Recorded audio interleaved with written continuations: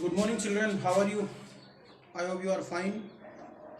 As we were discussing our chapter, the tribute, in this chapter, what we have discussed,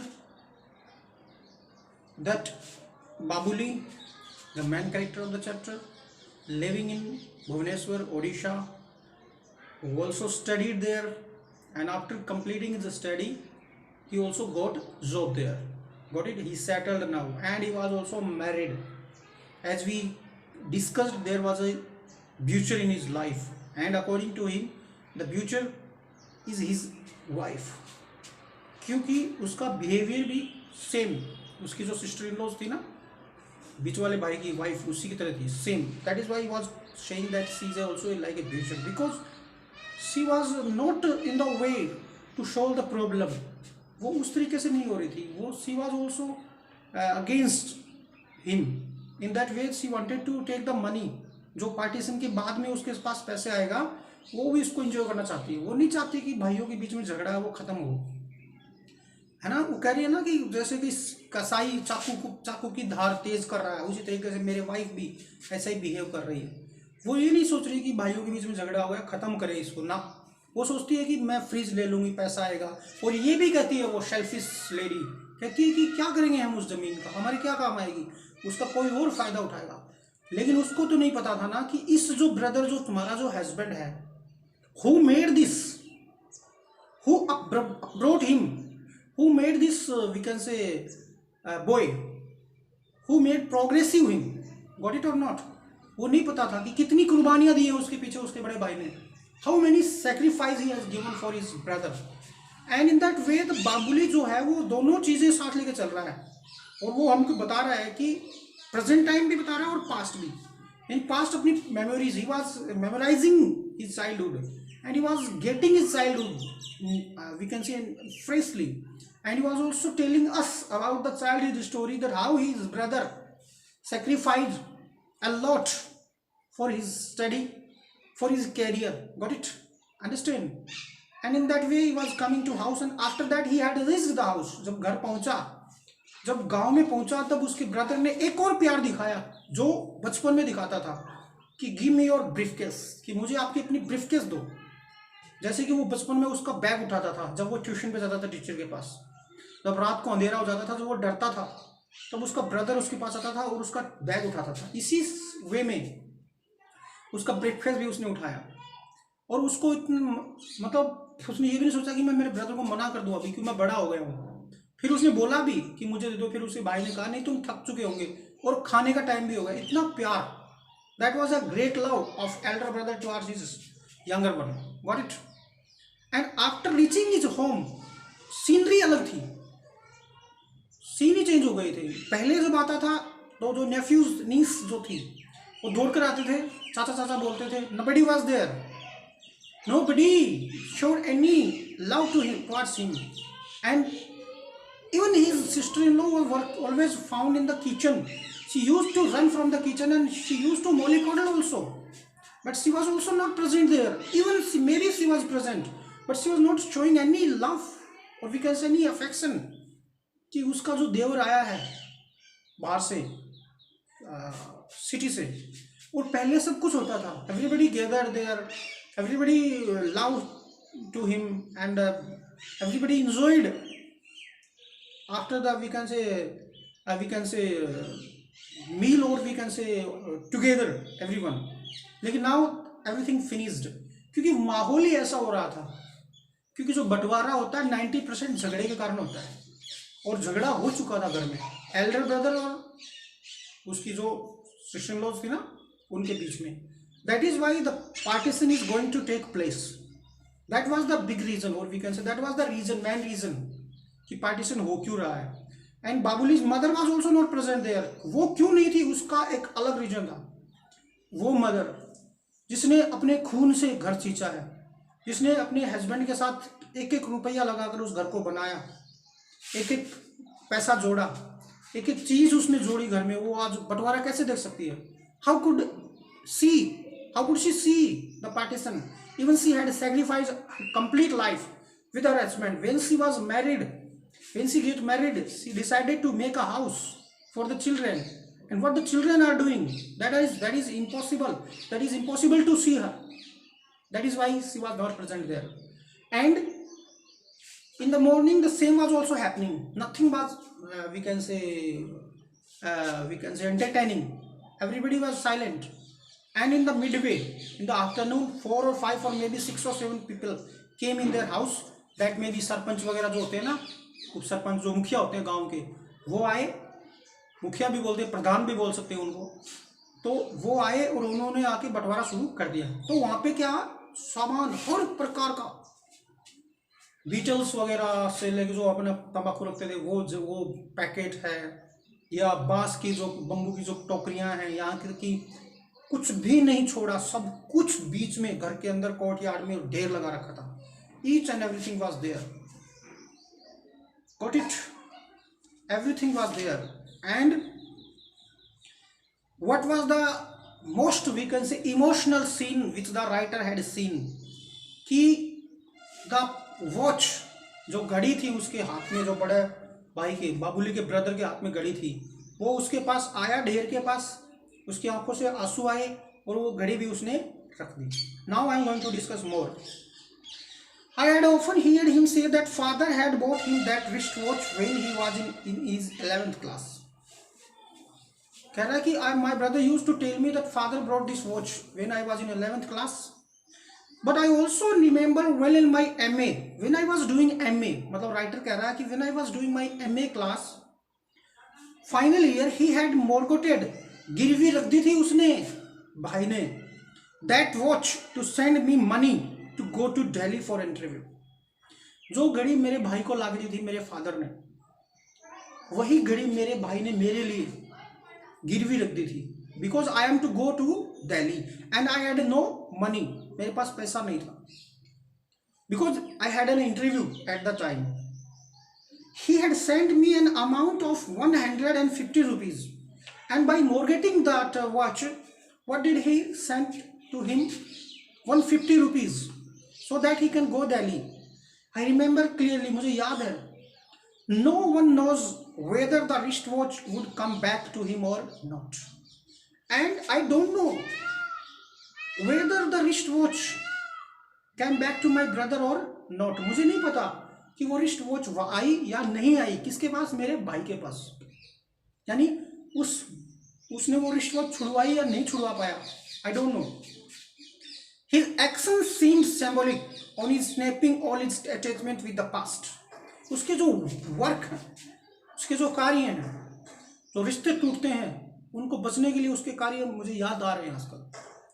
I was silent. My elder sister in law was in the backyard. मैं चुप था. मेरी जो Elder sister in law, जो मेरे बड़े भाई की वाइफ थी, शी वॉज इन बैकयार्ड, पीछे. My second brother was often whispering things in to his wife ear and was there taking his place with us. Who was there? His second brother, जो कि एक main reason था बंटवारे का. He was talking to his wife in a whisper way, फुसफुसाकर. वो अपनी wife के कानों में बात कर रहा है, वो कानों से, मतलब उसके कानों में बात कर रहा है. And he was also present with us. It was like the butcher's knife going to the stone to sharpen itself. और ऐसा लग रहा है कि जैसे कि कसाई का जो चाकू होता है, वो अपने आप को और तेज कर रहा है. That was going to sharpen its. How? Because he was talking to his wife. मेरा जो बीच वाला भाई है, वो अपनी वाइफ के कानों में फुसफुसा रहा है, वो उसके कानों में फुसफुसा रही है. और ऐसा लग रहा है कि वो जो वाइफ है ना, वो उसको तैयार कर रही है और भड़का रही है पार्टीशन के लिए. The Elder brother was calm and composed. Elder brother was not speaking anything else. He was completely calm. He was not saying any word. Like a perfect gentleman, he was looking at the proceeding dispassionately. जैसे कि एक perfect gentleman होता है, एक सभ्य इंसान होता है. In that same way he was standing there and watching the proceeding. जो कुछ कर रहे हैं, बंटवारा जो हो रहा है, वो देख रहा है.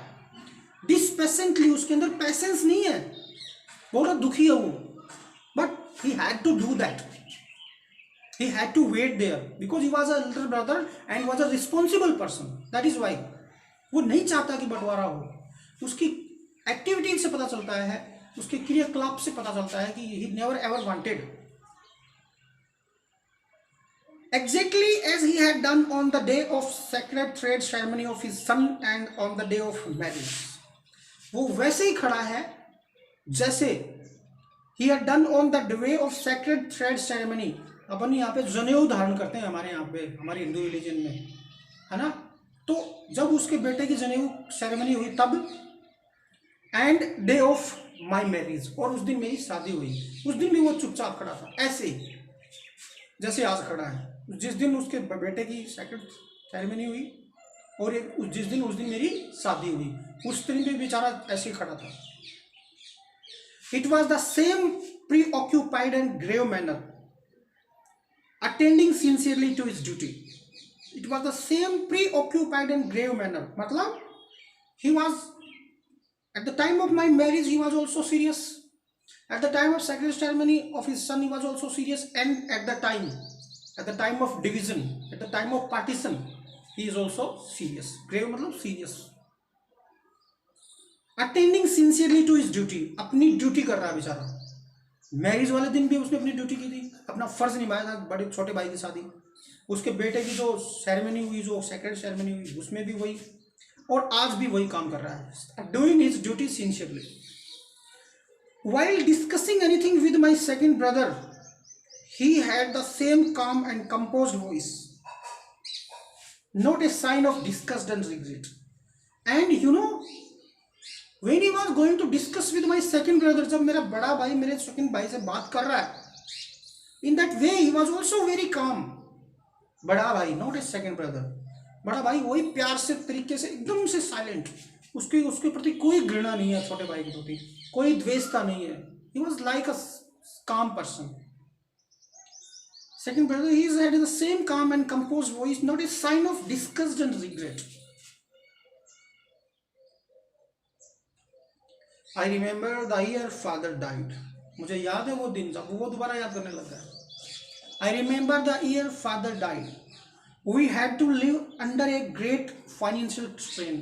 जब मेरे पापा मरे उस साल को मैं याद कर रहा हूँ, हमें बहुत ही बड़ी फाइनेंशियल प्रॉब्लम हुई थी वक्त तब। इट वॉज विंटर, सर्दियों का टाइम था। The chill was at its height, ठंड बहुत जबरदस्त थी। We had a limited number of blankets, हमारे घर में we had a limited number of blankets, we were not having enough blankets, limited. The cold was so biting, ठंड बड़ी तेज थी, काट देने वाली ठंड थी। Particularly at midnight the one blanket was not enough for one, and you know in this too much cold, particularly in one night, in the mid night, one blanket was not enough for one, और सभी के पास एक ही थी। कह रहा है कि हमारे पास लिमिटेड ब्लैंकेट थी, यानी हर के पास एक कंबल, but that was too much cold. और जब रात होती है गहरी, तब एक बंदे के लिए एक ब्लैंकेट इनफ नहीं होती। That night I was sleeping in the passage room, उस रात मैं वरामदे में सो रहा था। When I woke up in the morning I found my elder brothers blanket on me. कितने बड़ा कह रहा, जब मैं सुबह उठा, when I woke up in the morning I found my elder brothers blanket on me, मेरे भाई की ब्लैंकेट मेरे पे थी। Earlier dawn, he had left the field without a blanket on his shoulder। Earlier dawn, dawn मतलब होता है सुबह से पहले, सुबह मतलब जो होती है ना, भोर होती है, सूर्य उदय होने से पहले थोड़ा सा, उसे बोलते हैं। Earlier dawn, he had left the field without a blanket on his shoulder। इतनी जबरदस्त सर्दी में, my brother not having his blanket with him and he had moved to the field, काम खेत में चला गया काम करने के लिए। Where is his blanket, his blanket was on me, उसकी ब्लैंकेट मेरे पे थी। कितना प्यार है भाई का एक भाई के प्रति। If he had been asked why he would have surely said in his usual manner, अगर उससे पूछा जाए कि why did you do that, why did you give me your blanket, you also need that, in the same manner what would he do, that he did not feel the cold. Even he felt the cold. Even he felt the cold. He denied. He would say, "No, I never felt. I no need of blanket because I'm not never feeling cold. I'm not feeling cold. That was the way of giving the answer. Satisfaction कितना शानदार था. अगर उसे पूछा जाए कि इतनी सर्दी में आप कैसे रहोगे बिना कंबल के, then he would say, I have no need of blanket. मुझे ब्लैंकेट की जरूरत ही नहीं है. Now I have a comfortable income. Now I am having a comfortable income. अब मेरे पास अच्छी कमाई है, comfortable income है. Yet it had never occurred to me to think of buying a warm cloth for my elder brother. लेकिन मैं कितना स्वार्थी हूँ. I never ever thought that I would buy what cloth for my elder brother, warm cloth for my elder brother. मेरे भाई के लिए मैं एक कपड़ा भी खरीद सकूँ, warm cloth for my elder brother. I never thought. Even I am having a comfortable income. He is still satisfied and happy with his tattered blanket.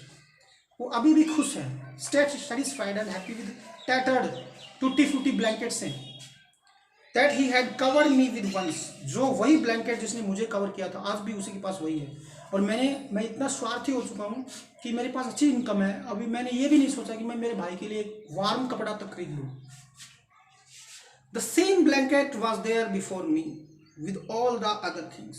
और वही ब्लैंकेट जो मुझे दी थी वो भी दूसरी चीज़ों के साथ वहीं पे पड़ी थी, यानी वो भी बंटवारे में रखी थी मेरे भाई ने. That was the love. That was the, we can see, ये एक देखो बड़े घर के इंसान की बहुत अच्छी रिस्पॉन्सिबिलिटी होती है. देवता लोग उसे ही कहते हैं कि मतलब निस्वार्थ सेवा. I shivered with cold and my own ingratitude. मैं ठंड से कांप उठा जब ये सोच रहा था तब, और मेरी जो ingratitude मैंने व्यक्त किया मेरे भाई के प्रति, उसके प्रति. The process of division was finally over. जो पार्टीशन का प्रोसेस था वो खत्म हो गया. The process of division was finally over. Whatever the second brother demanded, my elder brother agreed to it with a smile. मेरे सेकंड ब्रदर ने जो भी डिमांड किया, whatever he demanded, my elder brother agreed. मेरे बड़े भाई agree हो गए. आज की दुनिया में नहीं होता ऐसा. आज की दुनिया में बड़ा तो अपने बड़े हिसाब से रहो, छोटा तो अपने छोटे हिसाब से रहो, क्योंकि प्यार ही नहीं है, लव ही नहीं है एक दूसरे के प्रति, रिस्पेक्ट ही नहीं है. But at the time Elder brother ने जो सेकंड ब्रदर ने जो डिमांड किया, एल्डर ब्रदर ने वो दे दिया. My second brother propose to buy the share of land that was given to me and offered 18,000 rupees as the price. मेरे सेकंड ब्रदर ने मुझे बोला प्रपोज शेयर ऑफ लैंड, जो जमीन मेरे नाम आई, जो मेरे पास मतलब हिस्से में आई, मेरे जो हिस्से में जमीन आई, उसके लिए मेरे भाई ने, मेरे सेकंड ब्रदर ने मुझे ऑफर दिया 18,000 रुपीज़ का. मुझे 18,000 के लिए कहा और कहा कि मुझे ज़मीन दे दो. In the evening my elder brother took me along with him to show me the paddy field that were to be mine. शाम को मेरा जो भाई है elder brother, he had taken me to are the paddy field to show me my share, मेरा share दिखाने के लिए मुझे लेके गया. I quietly followed him. We moved from boundary to boundary. हम boundary से boundary move करते रहे. Everywhere I could feel the imprints of his feet. उसके पैरों के छाप में फील कर सकता था हर जगह पे, जहाँ जहाँ मेरे भाई गया. His palm and his fingers on the bosom of paddy field sparkled. उसके हथेलियों, उसके पैरों के फिंगर्स ऐसा लग रहा था जैसे वो चमक रहे हैं.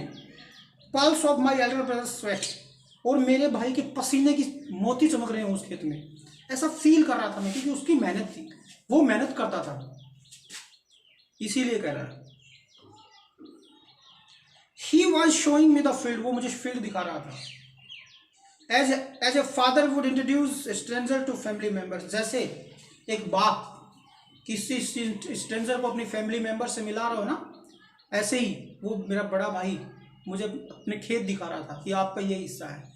ए फादर यहाँ पे मेरा एल्डर ब्रदर है, फैमिली मेम्बर्स कौन है, खेत, और स्ट्रेंजर कौन है यहाँ पे, मैं हूँ, क्योंकि मैं कभी खेत में गया ही नहीं. I never visited in field. वो सब मुझे बता रहा है कि ये मेरा हिस्सा, ये मेरा हिस्सा.